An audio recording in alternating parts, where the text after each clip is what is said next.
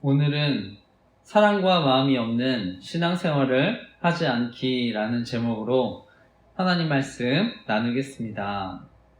제가 이제 지난주에 사두개인들 또 예수님께 종교적인 질문을 또 했던 말씀을 나눴는데요.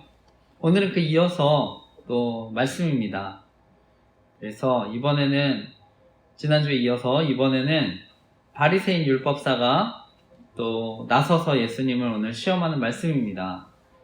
그래서 지난주에 사두개인들이 이제 부활에 대해서 질문하고 그들을 이제 물러가게 만들었다, 이런 소식을 바리새인들이 들었던 것 같습니다. 그리고 이제 이번엔 바리새인들 또 그 중에 율법사 찾아와서 어려운 질문을 합니다.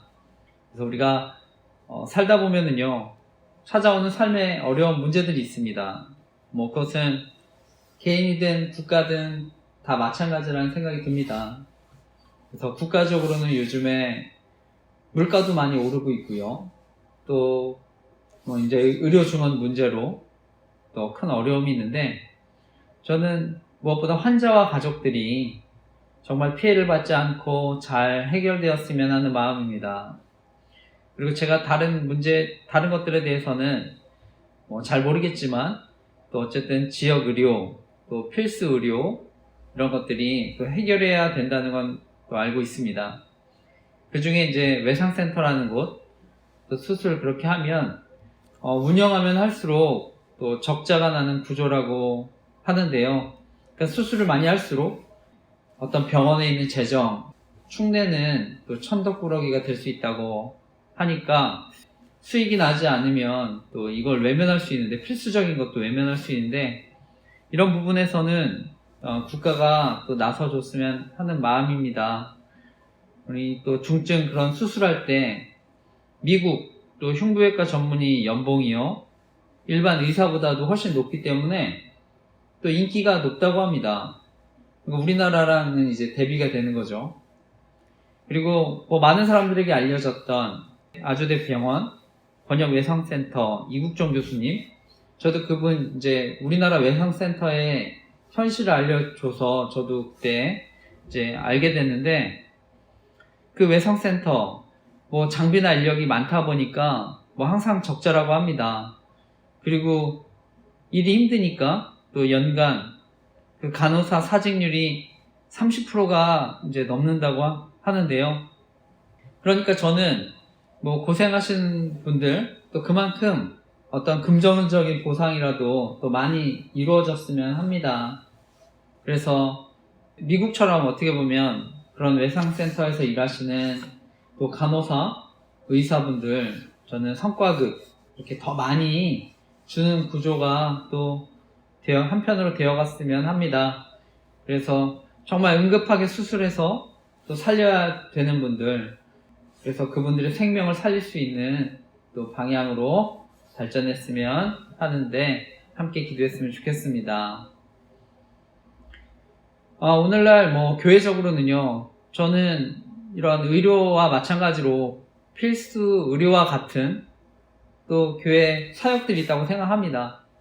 오늘날 정말 청소년들이 많이 교회를 떠나지 않습니까? 대학 청년들이 교회를 떠나지 않습니까?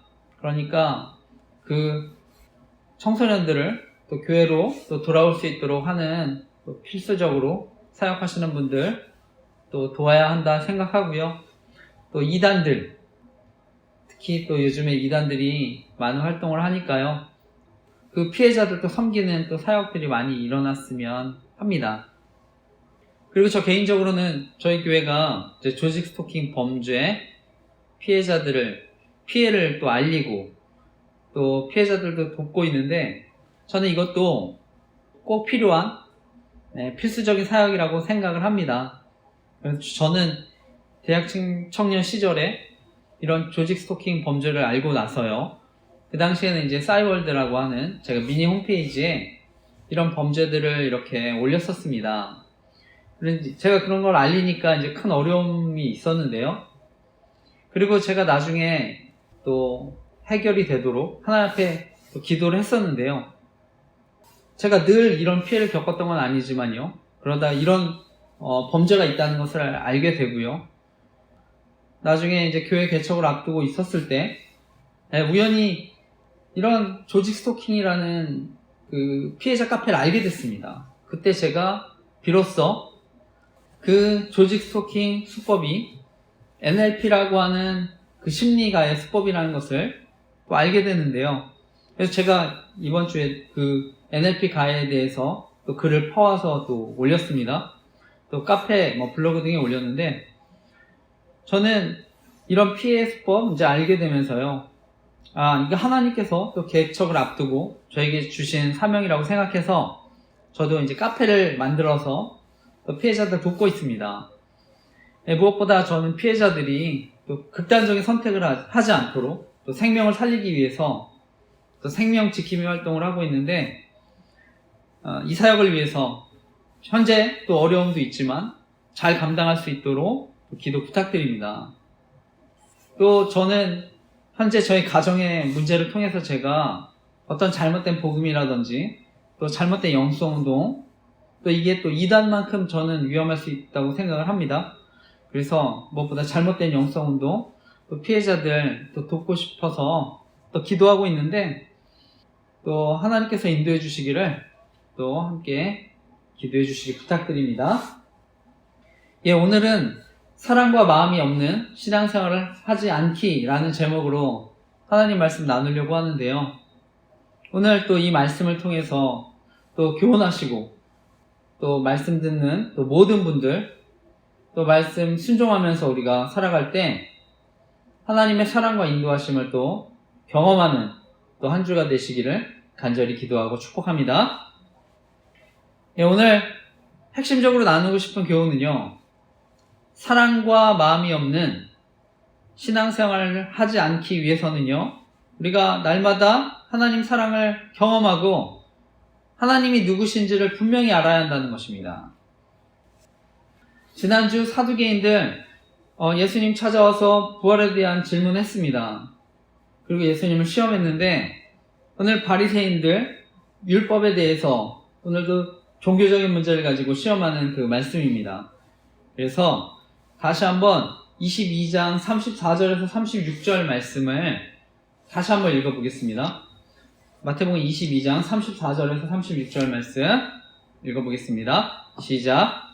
예수께서 사두개인들로 대답할 수 없게 하셨다 함을 바리새인들이 듣고 모였는데, 그 중에 한 율법사가 예수를 시험하여 묻되, 선생님, 율법 중에서 어느 계명이 크니이까? 아멘. 바리새인 중 한 율법사가 예수님께 질문합니다. 그 말씀에 등장하는 율법사는요, 율법을 해석하는 전문가입니다. 그러니까 율법에 대해서 매우 박식하고 뛰어난 사람입니다. 그 율법사가 가장 큰 계명이 무엇인지 예수님께 묻습니다. 당시의 유대인들이 계명 중에서 크고 작은 계명들 이렇게 구분했다고 하는데요. 그래서 구약의 율법들 이렇게 세보니까 613개, 그래서 그렇게 구분을 했다고 합니다. 그래서 지켜야 될 율법들 613개를 구분해서요, 그 중에 248개는 중요한 거, 조금 덜 중요한 거 365개 이렇게 구분해 놨다고 합니다. 오늘 그 바리새인 율법사가 이런 모세의 계명 613개 그 말씀 중에서 무엇이 가장 중요한지를 묻는 것입니다. 어쩌면은요, 말씀을 여러 해 연구하고 오랫동안 연구했던 율법사들 사이에서도 저는 논쟁거리였을 수 있다 생각합니다. 율법 중 어느 계명이 가장 큽니까? 저와 여러분은 이미 잘 알고 있죠. 그래서 쉽게 대답할 수 있다고 생각하는데, 저는 이 당시에는 어려운 질문이었을 수 있다 생각합니다. 그래서 예수님 대답하십니다. 그 말씀이 37, 38절 말씀입니다. 같이 한번 읽어보겠습니다. 37, 38절도 읽어보겠습니다. 시작. 예수께서 이르시되 내 마음을 다하고 목숨을 다하고 뜻을 다하여 주 너의 하나님을 사랑하라 하셨으니 이것이 크고 첫째 되는 계명이요. 아멘. 우리가 잘 아는 말씀이죠. 네 마음을 다하고 목숨을 다하고 뜻을 다하여 주 너의 하나님을 사랑하라 하셨으니 이것이 크고 첫째 되는 계명이다. 이 말씀 신명기 6장 5절 말씀 인용하시면서 하신 말씀입니다. 이스라엘아 들으라. 우리 하나님 여호와는 오직 유일한 여호와시니 너는 마음을 다하고 뜻을 다하여 힘을 다하여 내 하나님 여호와를 사랑하라. 아멘. 유대인들이요, 가정이나 성전에서 이렇게 예배 드릴 때 사용하는 신앙 고백문, 쉐마라고 알려졌는데, 그때 예배 드릴 때 이 신앙 고백문을 사용하는 말씀, 또 신명기 이 말씀입니다. 그러니까 유대인들 예배 드릴 때 매일 또 2번씩 소리 높이 암송하는 말씀이었다고 하는데요. 이 원어적으로는요, 너는 주 너의 하나님을 사랑하라. 너의 온 마음으로, 너의 온 목숨으로, 너의 온 뜻으로가 됩니다. 그래서 먼저 선포가 나오는데요. 하나님께서는요, 마음과 목숨과 뜻을 다해서 사랑하라고 하십니다. 우리의 온 마음을 다해서, 전 인격을 다해서 사랑하라고 하는 말씀입니다. 유대인들, 아침 저녁으로 반복해서 말씀을 암송하면서도요, 하지만 또 전혀 다른 신앙생활을 한 것입니다. 결론적으로요, 이들은요, 하나님을 사랑한 것이 아니었습니다. 자신들 사랑한 것입니다. 이 말씀은 우리에게도 마찬가지 교훈을 줍니다. 우리가 항상 예배를 드리고요, 또 교회에서 헌금하고 봉사하고 또 선교한다 하더라도요, 하나님 사랑하지 않고 할 수 있습니다. 의무적으로도 할 수 있고요. 또 하나님 정말 누구신지 모른 채 할 수도 있다고 생각합니다. 그 인격적인 하나님과 교제 없이 그냥 나의 필요를 채우기 위해서, 그러다가 내 필요가 없어지면 신앙생활하지 않는 거죠. 그냥 예배도 빠집니다. 저는 지금도 하나님이 어떤 마음으로 예배 드리는지를 중요하게 보신다고 믿습니다. 아무리 저는 적은 숫자가 예배 드려도요, 정말 마음으로 드리는 한 사람의 예배자를 찾으신다고 믿습니다. 하나님 언제나 우리의 동기를 살피십니다. 우리가 정말 하나님 사랑하는지, 정말 하나님을 알고 있는지, 정말 하나님을 믿고 있는지, 하나님을 신뢰하고 있는지, 정말 하나님이 어떤 분인지 알고 예배드리는지를 하나님 다 아십니다. 그러니까 신명기 6장 5절에서도요, 모세가 먼저 하나님 사랑하라고 하는 것입니다. 너는 마음을 다하고 뜻을 다하고 힘을 다하여 내 하나님 여호와를 사랑하라. 너는 먼저 하나님의 사랑을 알아라. 하나님이 너를 어떻게 긍휼히 여겨주셨는지 깨닫고 살아가라고 하는 것입니다. 깨닫고 예배하라고 하는 것입니다. 예수님도요, 먼저 나의 사랑 안에 거하라고 말씀하십니다. 요한복음 15장 9절 말씀입니다. 아버지께서 나를 사랑하신 것 같이 나도 너희를 사랑하였으니 나의 사랑 안에 거하라. 예수님, 먼저 나의 사랑 안에 거하라고 하십니다. 아버지께서 나를 사랑하셨다고 말씀합니다. 여기서 우리가 중요한 또 교훈을 알 수 있죠. 사랑이라는 것은요, 저절로 생기지 않는 것입니다. 요한일서 4장 7, 8절 말씀에도요, 사랑하는 자들아 우리가 서로 사랑하자. 사랑은 하나님께 속한 것이니 사랑하는 자마다 하나님께로 나서 하나님을 알고 사랑하지 아니하는 자는 하나님을 알지 못하나니 이는 하나님은 사랑이심이라. 아멘. 사랑은 하나님께 속했다고 말씀합니다. 그러니까요, 사랑이라는 것은요, 하나님이 주신 것이고요, 또 사랑이라는 것은요, 받아봐야 사랑할 줄 아는 것입니다.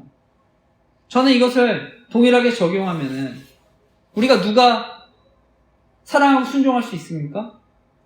사랑을 받아본 사람입니다. 섬김을 받아본 사람입니다. 저는 하나님의 사랑과 섬김을 받아본 사람, 하나님을 정말 사랑하고 섬기게 되는 줄 믿습니다. 결국 우리는요, 그 하나님의 사랑을 알지 못하면, 복음을 알지 못하면 사랑할 수가 없는 것입니다. 우리 이웃도 사랑할 수 없고요, 무엇보다 자기 자신을 사랑할 수가 없는 것입니다. 저는 원래 열등감이 굉장히 큰 사람이었습니다. 왜냐하면 제 주변에요, 워낙 잘 사는 친구들도 많았고요, 또 똑똑한 친구들도 많았습니다. 그런데 제가 그 하나님의 사랑을 경험하니까요, 제일 큰 변화는요, 저를 사랑하게 되었다는 것입니다. 분명히 제 환경, 상황은 변하지 않았지만 저의 마음이 그때서부터 변했는데요. 그러니까 자신감이 생기고요, 열정이 생기더라고요. 그때서부터 공부하는 것도 재밌어졌습니다. 그 전까지는 어떤 목표나 꿈도 없이 저는 막연히 그냥 돈 많이 벌 수 있다면 또 그런 회사에 들어가서 잘 살고 싶은 마음, 그러니까 최소한 뒤처지지 않기 위해서 그냥 공부도 하고 했던 것 같습니다. 그런데요, 제가 하나님 사랑을 경험하면서 자연스럽게 변화된 것입니다. 그리고 저는요, 그때서부터 하나님께 저의 진로나 미래에 대해서도 기도하기 시작했습니다. 제가 군대에서 먼저 그 하나님의 사랑 깊이 깨달았는데, 잠언 3장에서 1절에서 6절 말씀, 제가 늘 간증 설교로 하는 말씀이었는데 그 중에 5, 6절 말씀입니다. 너는 마음을 다하여 여호와를 신뢰하고 내 명철을 의지하지 말라. 너는 범사의 글을 인정하라. 그리하면 내 길을 지도하시리라. 너는 마음을 다하여 여호와를 신뢰하고 내 명철을 의지하지 말라. 너는 범사의 글을 인정하라. 그리하면 내 길을 지도하시리라. 아멘. 저는 이 말씀 붙잡고요, 특별히 6절에 범사의 글을 인정하라. 그리하면 내 길을 지도하시리라. 제가 이 말씀 붙들고 기도했는데요, 하나님이 그때서부터 하나님을 인정하고 기도하면서 제 길을 인도해 주셨습니다. 그래서 제가 기독교 철학 공부하고요, 나중에 또 총신대학교 신학대학원 들어가서 현재 이렇게 목회자가 됐는데, 제가 너무 감사한 것은요, 먼저 하나님 사랑을 경험한 것입니다. 그래서 제가 아무리 힘들고 어려운 상황에서도 그 하나님의 사랑과 은혜, 제가 경험했기 때문에, 또 지금도 그것을 누리기 때문에 이 자리에 있다고 생각합니다. 계속해서 성경이 우리에게 말씀하시는 순종의 원리가 무엇입니까? 하나님의 사랑, 바로 조건 없이 저와 여러분에게 부어진 것입니다. 그래서 하나님을 사랑하게 된 것입니다. 자연스럽게 하나님께 사랑받기 위해서 우리도 변화된 것입니다. 죄인을 위해서 하나뿐인 자녀까지도 아끼지 않으셨던 그 사랑, 우리가 경험하니까, 그 은혜를 경험하니까 우리가 변화된 것입니다. 저와 여러분, 정말 사랑하는 사람의 부탁이라고 하면 무슨 대가를 치르더라도 들어주고 싶지 않습니까? 정말 사랑하는 사람을 위해서라면 우리가 별도 따다 준다고 얘기하지 않습니까? 그만큼 사랑하는 사람의 소원은 우리가 들어주고 싶어하는 것입니다. 그런데 오늘 말씀해 보니까 바리새인들, 하나님에 대한 사랑 초점이 아니라 그냥 단순한 순종이 초점이었습니다. 쉽게 말하면 그냥 뭐로 가도 서울만 가면 된다. 내가 여러 조항 만들고 이거 지키면 그냥 율법 지킨 거다. 이렇게 율법을 지켰다고 하기 위해서 이런 조항들 만든 것입니다. 바리새인들, 하나님을 사랑한다고 말은 했지만, 그래서 순종한다고 하지만 실제로는 불순종한 것입니다. 실제로는 자기 만족, 자기의 의를 드러내기 위해서 순종한 것입니다. 그러니까 제가 어떻게 보면 오늘날 또 율법주의 복음, 또 공로주의 복음 조심해야 된다는 것도 또 그러한 이유인데요. 유대인들 말씀을 지키기 위해서 613간이나 되는 율법을 만들었습니다. 그래서 그것을 실제로 이렇게 지키려고 했다고는 하지만 율법을 지킨 게 아닙니다. 예수님은 그 마음을 보십니다. 하나님은요, 내가 그것을 그렇게 맹목적으로 지키느냐 이런 데 관심이 없으십니다. 마음의 중심을 보십니다. 그래서 하나님이 진정으로 원하시는 게 무엇입니까? 그 율법을 통해서 내가 구원받을 수 없는 존재라는 것을 깨닫는 것입니다. 율법을 통해서 자신의 죄를 보는 것입니다. 자기의 능력과 한계를 보는 것입니다. 그래서 계속해서 하나님의 구원과 용서를 구하는 것입니다. 저는 바로 이런 사람들에게 궁극적으로 하나님의 사랑과 은혜가 임하는 줄 믿습니다. 그런데 당시 바로 이스라엘 백성들, 바리새인들, 모세와의 의도와는 다르게 그냥 율법을 지키기만 하면 된다고 생각했던 것 같습니다. 그래서 성경에서 말한 순종의 동기, 의무가 아닌 줄 믿습니다. 순종은 행동 이전에 마음인 줄 믿습니다. 행동 이전에 자신의 생각을 하나님을 사랑하기 때문에 복종시키자고자 하는 마음부터 출발하는 줄 믿습니다. 그 마음으로부터 출발하는 것이 진짜 순종인 줄 믿습니다. 하나님 앞에 단순히 그냥 율법을 지키는 게 목적이 아니라 바로 마음을 다해서, 목숨을 다해서, 자발적으로, 전인격적으로 사랑하기 원하시는 줄 믿습니다. 이런 동기가 바로 진정한 순종인 줄 믿습니다. 요한일서 5장 3절 말씀입니다. 하나님을 사랑하는 것은 이것이니 우리가 그의 계명을 지키는 것이라 그의 계명들은 무거운 것이 아니로다.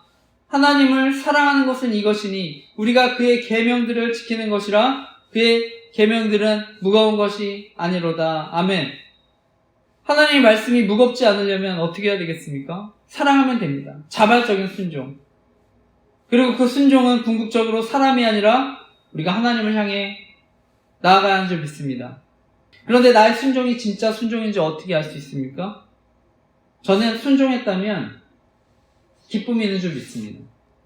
참된 순종, 감사의 열매를 맺는 줄 믿습니다. 순종했는데 기쁘지 않다면, 감사가 없다면 저는 믿음을 점검해 봐야 하는 줄 믿습니다. 물론 저는 궁극적으로는 감사할 수 있지만 우리가 살다 보면 고난 중에 고난이 찾아오면 그때 또 감사하지 못할 수 있다고 생각합니다. 그래서 우리는요 항상 하나님이 어떻게 사랑하셨는지를 묵상하는 게 중요하다고 생각합니다. 항상 말씀을 가까이 하고 기도해야 하는 것이 중요한 줄 믿습니다. 디모데전서 4장 6절에서 8절 말씀입니다. 디모데전서 4절에서 6절, 8절 말씀. 이거 중요한 말씀이니까 같이 함께 찾아서 읽어보겠습니다. 디모데전서 4장 6절에서 8절 말씀 같이 함께 읽겠습니다. 시작. 내가 이것으로 형제를 깨우치면 그리스도 예수의 좋은 일꾼이 되어 믿음의 말씀과 내가 따르는 좋은 교훈으로 양육을 받으리라. 망령되고 허탄한 신화를 버리고 경건에 이르도록 내 자신을 연단하라. 육체의 연단은 약간의 유익이 있으나 경건은 범사에 유익하니 금생과 내생에 약속이 있느니라. 아멘. 사도 바울은요 몸의 훈련 약간의 유익이 있다고 말합니다. 하지만요 경건의 훈련 모든 면에서 유익하다고 말씀합니다. 여러분 정말 날마다 하나님의 사랑과 위로를 경험하고 싶으십니까? 바로 경건의 훈련을 가지시기 바랍니다. 예수님은요 십자가를 바로 지시기 전까지도 바로 감람산에 올라가서 습관을 따라서 기도를 하셨습니다. 경건의 훈련을 하셨습니다. 경건의 시간을 가지셨습니다. 구약 성경의 여호수아 1장에 보면 모세라고 하는 지도자가 죽고 이제 여호수아가 세워지죠. 모세는 정말 위대한 지도자였는데 그가 죽고 지도자가 됐으니까 얼마나 두려웠겠습니까? 그때 여호수아에게 주시는 하나님 말씀입니다. 여호수아 1장 6절에서 9절 말씀. 여호수아 1장 6절에서 9절 말씀입니다. 제가 읽어보겠습니다. 강하고 담대하라. 너는 내가 그들의 조상에게 맹세하여 그들에게 주리라 한 땅을 이 백성에게 차지하게 하리라. 오직 강하고 극히 담대하여 나의 종 모세가 내게 명령한 그 율법을 다 지켜 행하고 좌로나 우로나 치우치지 말라. 그리하면 어디로 가든지 형통하리니 이 율법책을 내 입에서 떠나지 말게 하며 주야로 그것을 묵상하여 그 안에 기록된 대로 다 지켜 행하라. 그리하면 내 길이 평탄하게 될 것이며 내가 형통하리라. 내가 내게 명령한 것이 아니냐. 강하고 담대하라. 두려워하지 말며 놀라지 말라. 내가 어디로 가든지 내 하나님 여호와가 너와 함께 하느니라 하시니라. 아멘. 바로 그 말씀, 지금도 이 자리에 제 말씀을 듣는 저와 여러분 가운데 동일하게 하시는 말씀인 줄 믿습니다. 저 개인적으로는요, 기도할 때 제가 항상 만들어서 먼저 읽는 기도문이 있습니다. 그 기도문 시편 37편 4절 말씀인데요. 또 여호와를 기뻐하라. 그가 내 마음의 소원을 내게 이루어 주시리로다. 시편 20편 5절 말씀입니다. 우리가 너의 승리로 말미암아 개가를 부르며 우리 하나님의 이름으로 우리의 깃발을 세우리니 여호와께서 내 모든 기도를 이루어 주시기를 원하노라. 고린도전서 15장 58절 말씀입니다. 그러므로 내 사랑하는 형제들아, 견고하며 흔들리지 말며 항상 주의 일에 더욱 힘쓰는 자들이 되라. 이는 너희 수고가 주 안에서 헛되지 않은 줄 알미라. 시편 34편 4절 말씀입니다. 내가 여호와께 간구하매 내게 응답하시고 내 모든 두려움에서 나를 건지셨도다. 아멘. 저는 아무리 좋은 얘기라도요, 사람들이 하는 말, 사람들이 하는 격려, 위로 한계가 있다고 생각합니다. 하지만요, 하나님이 주시는 위로와 사랑, 격려는요, 한계가 없습니다. 저는 말씀과 기도를 통해서 바로 그 하나님의 사랑, 그 하나님의 위로 정말 경험하시기를 간절히 기도하고 축복합니다. 그리고 이어서 말씀을 보면 예수님 내 이웃을 내 자신과 같이 사랑하라고 말씀합니다. 그 말씀이 22장 39, 40절 말씀입니다. 그 말씀도 이어서 읽어보겠습니다. 39절, 40절 읽겠습니다. 시작. 둘째도 그와 같으니 내 이웃을 내 자신같이 사랑하라 하셨으니 이 두 계명이 온 율법과 선지자의 강령이니라. 아멘. 예수님은요, 앞서 얘기한 하나님 사랑, 그것과 더불어 이웃 사랑, 구약 계명 핵심이라고 말씀합니다. 둘째 계명, 결국 이것도 이와 같다고 말씀합니다. 내 이웃을 내 몸과 같이 사랑하라. 이 둘째 계명 이와 같다. 앞서 하나님 사랑, 우리 다른 계명이지 않습니까? 그런데 본질적으로는 같다고 말씀하는 것입니다. 하나님 사랑 못지않게 이웃 사랑 중요하다고 말씀하는 것입니다. 이것이 온 율법과 선지자의 강령이라고 말씀합니다. 바로 하나님 사랑과 이웃 사랑, 모든 율법, 그것의 근간이 된다고 말합니다. 이 율법에 하나님의 뜻이 있다고 말하는 것입니다. 이 당시에는 모세오경, 선지서가 구역 성경이었죠. 바로 성경이고, 이게 그러니까 성경 전체의 가르침이었습니다. 저는 오늘날 동일하게 신약 포함한 전체 성경의 교훈인 줄 믿습니다. 그리고 실제로 하나님을 사랑했던 사람들, 세상을 어떻게 섬겼는지 성경은 잘 말씀합니다. 하나님 사랑하면 자연스럽게 이웃을 섬기고 세상을 섬기게 됩니다. 그래서 하나님 사랑은요, 반드시 이웃 사랑의 형태로 나타납니다. 바로 지극히 작은 자를 섬기게 되어 있습니다. 사회적 약자. 저는 동일하게 제가 하나님 사랑하고요. 그러니까 이런 조직 스토킹 범죄를 알리는 또 사역도 하고 있는 줄 믿습니다. 바라기는 저와 여러분, 바로 하나님을 말씀과 기도로 또 하나님께 나아가는 그런 경건의 시간을 가지시고요. 훈련을 하시고요. 그 가운데 날마다 하나님의 사랑을 경험하고, 그래서 우리 주변에 정말 소외되고 연약한 사람들 돕는 삶을 정말 살아가시기를 간절히 기도하고 축복합니다. 우리가 신앙생활하면서 하나님에 대한 사랑과 마음이 없는 신앙생활을 하지 않기 위해서 제가 하나님 사랑을 경험하고 또 하나님 누구신지를 명확하게 알아야 된다고 했는데, 이어서 말씀을 보면 이번에 예수님께서는 직접 바리새인들에게 질문하십니다. 그 말씀이 오늘 읽은 마지막 말씀인데요. 22장 41절에서 46절 말씀, 마지막까지의 말씀 같이 함께 읽겠습니다. 22장 41절에서 46절 말씀. 읽겠습니다. 시작. 바리새인들이 모였을 때에 예수께서 그들에게 물으시되 너희는 그리스도에 대하여 어떻게 생각하느냐? 누구의 자손이냐? 대답하되 다윗의 자손이니이다. 이르시되 그러면 다윗이 성령에 감동되어 어찌 그리스도를 주라 칭하여 말하되 주께서 내 주께 이르시되 내가 내 원수를 내 발 아래 둘 때까지 내 우편에 앉아있으라 하셨도다 하였느냐. 다윗이 그리스도를 주라 칭하였은즉 어찌 그의 자손이 되겠느냐 하시니 한마디도 능히 대답하는 자가 없고 그날부터 감히 그에게 묻는 자도 없더라. 아멘. 예수님은요 바리새인들에게 질문하십니다. 너희들 그리스도에 대해서 어떻게 생각하느냐? 너희들이 알고 있는 메시아에 대해서 어떻게 생각하느냐? 당시 바리새인들은요 아마 그리스도를 그냥 다윗의 자손 정도로 알았던 것 같습니다.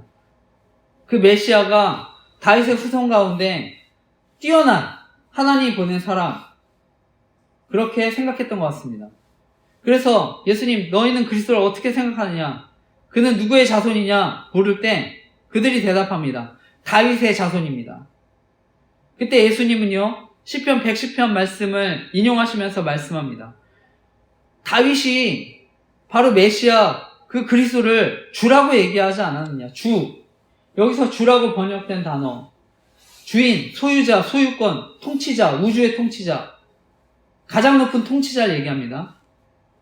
그래서 이 당시 로마 황제를 가리킬 때도 그 주라는 단어, 퀴리오스인데요, 주라고 얘기했는데 그 다윗이 왕이었을 때 이미 최고의 자리에 있지 않았습니까? 그 다윗 왕이 주라고 부를 수 있는 존재, 하나님이라고 얘기하는 것입니다. 다윗의 섬김까지 받는 존재, 하나님이라고 얘기하는 것입니다. 그러니까 바로 오실 메시아, 신성을 가진 하나님이라는 것을 얘기하는 것입니다. 그러니까요, 결국에는요, 성경에 대해서 잘 안다고 생각했지만 예수님은 그들의 무지함에 대해서 말씀하는 것입니다. 말씀과 율법을 잘 안다고 하지만 무지했던 그들을 책망하는 것입니다. 이것은요 또한 예수님 자신이 바로 하나님의 아들이신 그리스도이심을 간접적으로 또한 하시는 말씀이기도 합니다. 유대인들이 메시아 인간에 대해서 불과하다 생각했는데 이제는 두려움을 느끼는 것입니다. 예수님의 가르침에 이제 놀라움 이상을 넘어서서 두려움마저 갖게 되는 것입니다. 그러니까 한마디도 대답하지 못하고 그날부터는 그에게 감히 묻는 사람이 없었다고 말씀합니다. 말씀을 마치면서요, 여러분 예수님 누구라고 생각하십니까? 만약에 자신 있게 대답할 수 없으면요, 저는 헛된 신앙생활 하는 거라고 생각합니다. 지금도요, 교회를 오랫동안 다녀도 예수님이 누구신지 모를 수 있다 생각합니다. 지금도 많은 이단들은요, 예수님 인간 중에 하나라고 가르칩니다. 그리고 자신이 바로 그 예수와 같은 또 메시아라고도 그렇게 주장하는 것입니다. 바라기는 저와 여러분은요, 정말 예수 그리스도가 전능하신 하나님이시고 바로 저와 여러분 구원하시기 위해 찾아오셨던 하나님이시라는 것을 분명히 믿고 또 그것을 분명히 확신하고 살아가시기를 간절히 기도하고 축복합니다. 무엇보다 저와 여러분의 신앙생활이요, 어떤 이단이라든지 잘못된 훈련, 영성훈련을 통해서 내가 심판받을까 두려워서 하는 신앙생활이 아니라 정말 하나님을 알고 그 하나님과 동행하며 그 하나님의 사랑과 위로를 날마다 경험하기 때문에 감사와 기쁨으로 하는 신앙생활 하시기를, 이번 한 주가 되시기를 간절히 기도하고 축복합니다. 아멘.